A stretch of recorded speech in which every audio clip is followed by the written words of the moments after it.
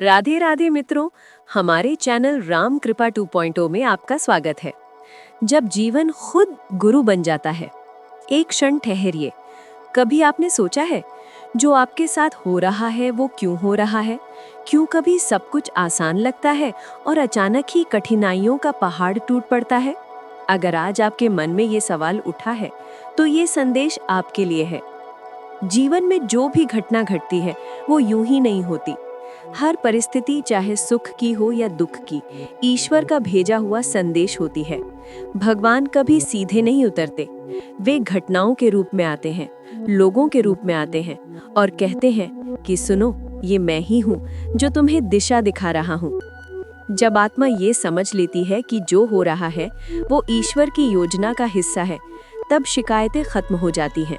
क्योंकि तब हम ये देखना शुरू करते हैं कि हर दर्द एक पाठ है, हर असफलता एक संकेत है, हर रुकावट एक सुरक्षा है। भगवान हमें हमेशा वहीं भेजते हैं जहां हमारे भीतर का विकास हो। वे हमें उस जगह नहीं रखते जहां सुविधा है, बल्कि वहां रखते हैं जहां सत्य है, जहां हमारा झूठा गर्व टूटे, जहां हमारा मन साफ हो, जहां हम खुद से मिल सके।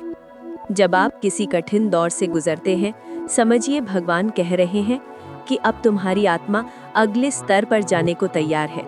हर चुनौती दरअसल एक परीक्षा नहीं, एक अवसर होती है अपने भीतर की शक्ति को पहचानने का।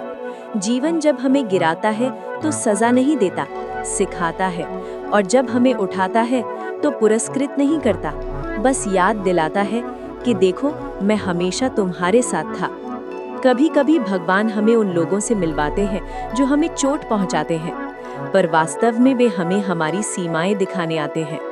कभी कोई हमें छोड़ देता है, पर वो आत्मा सिर्फ अपना पाठ पूरा करके आगे बढ़ गई होती है। और जब कोई हमें संभालता है तो वो ईश्वर का रूप लेकर आता है, ताकि हमें भरोसा बना रहे। जीवन एक विशाल मंदिर है। हर घटना उसकी घंटी है, हर दर्द उसका मंत्र है, हर आंसू उसकी आरती है। अगर आप गहराई से देखेंगे तो पाएंगे कि ईश्वर हमेशा बोल रहे हैं, बस हमारी सुनने की क्षमता सो गई है। जिस दिन आप ये समझ जाते हैं कि जो हो रहा है वो मेरे लिए हो रहा है, उसी दिन आपका संघर्ष साधना बन जाता है। आप रोना बंद कर देते हैं, क्योंकि आपको दिखने लगता है कि हर आंसू एक पवित्र जल की बूंद है जो आपकी आत्मा को साफ कर रही है। भगवान हमें कभी दंड नहीं देते, वे केवल हमें दिखाते हैं कि हमने क्या नहीं सीखा। वे कहते हैं कि मैं तुम्हारे भीतर हूँ, तुम्हारे अनुभवों में हूँ, तुम्हारे निर्णय में हूँ। जब आप ये स्वीकार कर लेते हैं कि मेरे जीवन की हर परिस्थिति भगवान की योजना है, तो आप देखेंगे कि अब कुछ भी गलत नहीं लगता।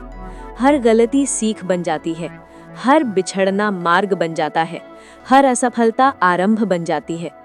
और यही क्षण होता है जब आत्मा समझती है, जीवन मेरे विरुद्ध नहीं, मेरे लिए काम कर रहा है।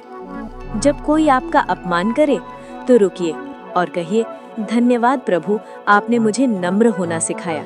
जब कोई धोखा दे, कहिए, धन्यवाद प्रभु, आपने सच्चाई दिखा दी। जब सब छूट जाए, कहिए, धन्यवाद प्रभु, आपने मुझे अपने निकट बुला लिया।